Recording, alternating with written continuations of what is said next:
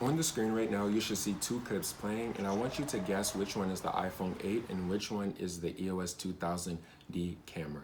So to your surprise, the one that actually looks better is actually the iPhone 8, and the one that looks worse, at least in my opinion, is the EOS 2000D. And in the rest of this video, I'm going to explain to you or give you an analysis of this camera versus the iPhone 8 and help you to make an informed decision on whether it's actually worth purchasing this camera. So I'm going to start off with some of the cons of this camera, the EOS 2000D, and I want to let you know that this is the same as the Rebel T7. It's the same build, same design, same specs, but I believe that the difference is just depending on which country or location the camera is sold in. That's why the name changes. So the cons, these cameras are actually a little bit harder to use. DSLR cameras are harder to use than you would really think.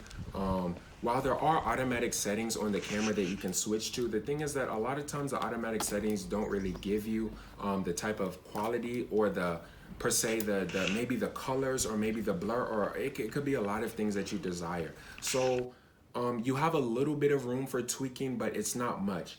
But you can shoot on manual modes, both on video and for photography or for a camera, right? You can shoot on manual modes, and with the manual modes, you have complete freedom to change any setting, whether it's white balance, whether it's ISO, whether it's shutter speed, whether it's aperture. It doesn't matter. You can change anything, and maybe I can, show you on my screen what some of the settings look like so you can understand. Yeah, so you can see, hopefully you can see, right? You can see all those settings, and you can tweak each and every one of those ideally to get the exact image that you're looking for. And on manual modes, you can't really change any of these settings.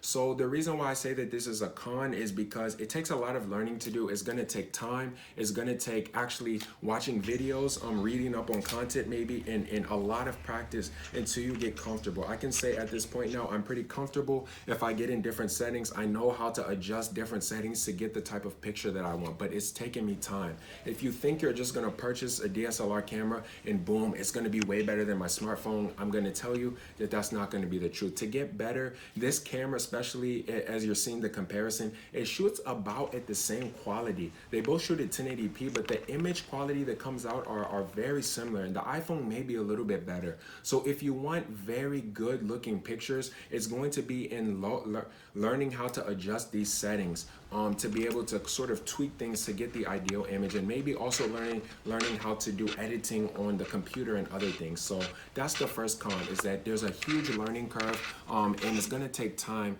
to learn how to use this camera. Number two, auto stabilization is not built in. You saw many of the clips were very shaky, where there was no auto state or there was no post stabilization where you can edit them later, because this camera is not built with auto stabilization, nor is the lens. Some higher quality lenses, or some other lenses rather, and some higher quality bodies, they have auto stabilization built in, so that if your hand's shaking and all this stuff's happening, it'll take care of it. That's actually something that the iPhone does automatically, and most smartphones do. And even when it comes to ISO, aperture, and shutter speed, phones take care of that already. You don't have to do anything. But when you purchase these cameras, you actually have to learn how to use these settings. Right? And even with the auto stabilization, maybe you want to purchase a better camera or a better lens that has that built in. So that's another con. The third thing I'll probably say is that the battery life is actually pretty short, and there's some times where I've experienced where my battery has died on me while taking video or pictures for an extended period of time. And the iPhone camera and smartphone camera batteries, they last a lot longer. And you will probably have to make another investment in purchasing more batteries, which I did do, in order to make sure that you have enough battery life so it doesn't die on you. I don't really know, and I'll probably put some stuff in the description or on the screen about how long the battery lasts, but it's not as good as you probably think. The next con, number four, what I'll probably say is that the SD card, you actually have to purchase an SD card if it doesn't come with the kit already. And one of the things is that you have to make sure that the SD card actually can process video, because there's some SD cards that I had before that were 8 gigabytes, and there's this setting on here which says 100 megabytes per second. I don't know if you can see that, hopefully you can. But the SD card has to be a certain tier. I think maybe tier 10 is on here. I'll put this information on the screen to make sure it's clear. But if your SD card is actually not good enough for the camera, you'll be able to take pictures, but video, the camera or the SD card will not be able to take all the information it's getting in, and it will crash. And that's happened to me where I was trying to shoot long videos and the videos only lasted 1 to 2 minutes because the SD card cannot take it. The next thing, and the fifth thing, which I'll probably say is the last con I'll talk about, is that these cameras can only shoot video for about 10 minutes, maybe 11 or 12 minutes. I'll say like 11 or 12 minutes. But after that, the camera, I'm not sure what happens. I've watched some videos on it, but I think it overheats and it will automatically stop the video. In iPhone, you can probably shoot videos as long as your battery or SD card will last. And I'm not sure exactly what it is, but yeah, at least for DSLR cameras, I've done some research. They can't shoot video forever, so you may want to get a camcorder or maybe a mirrorless camera. I don't really know how long video lasts on those, but those are some of the cons that you will probably never think about while just purchasing this camera. You would never think about ISO, aperture, shutter speed, focal length, auto stabilization. Do I have the right SD card? Is my camera battery gonna last long enough? All these types of things, you would never think them. I never thought about them when I first tried to purchase this camera either, and they were all things I had to learn. So that's why I'm making this video, to help you to make informed decision. So what are some of the pros of this camera? I would say that there's only 2 pros to actually purchasing this camera. Number 1 is that the aperture.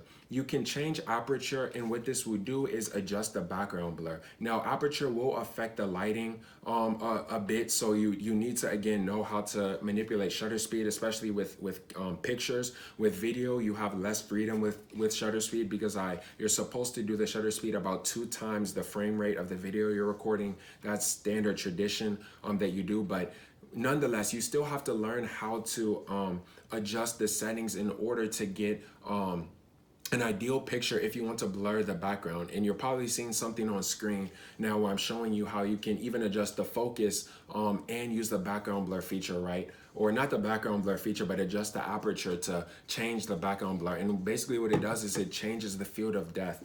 On the iPhone and most traditional cameras, the field of depth is the same throughout. Pretty much my face, the background, whatever else is there are about in focus. But with these cameras, what you can do, again, is change the aperture, and what it would do is ultimately change the field of the field of depth. So what is in focus and what is not in focus. So you can really create more cinematic shots with this camera, especially if you're doing, face shots. But if you're doing any distant shots, unless you change the lens, it's probably not going to have much of an effect. I need to do some more research on lenses, focal length, and aperture myself. But again, from a beginner's perspective, I'm telling you these things. And the number 2 benefit to this camera is that it helps you to learn how to use professional cameras. This is a big advantage because maybe you want to step up and make a huge investment. Maybe when you're richer, you'll be richer in Jesus' name. But maybe when you're richer, we want to purchase a better camera. So if you get that high quality camera, you're like, awesome, I have this, $3,000 camera. I'm gonna go out here, and you start taking pictures and the lighting's all out of whack and all these things are happening. It's better to start with this so you can learn how to. And what I'm telling you is I've learned so much. I'm actually excited for when I get a higher quality camera in the future, because I actually know how to adjust different settings to optimize the image or get the image that I want. Not perfectly, but I have a good idea. I know how to adjust the white balance. I know how to adjust ISO, shutter speed, all these types of things to get the ideal image that I want. And when I've actually laid hands on some better quality cameras and taken pictures, I was really amazed because I saw how the skills that I've learned on this camera plus the higher quality of those other cameras ended up producing, higher quality content. So in the end, I would say, especially since these things on Amazon cost like $450 plus, maybe $500, $600 for a bundle, it's a lot of money, and the quality is not going to be better than your phone.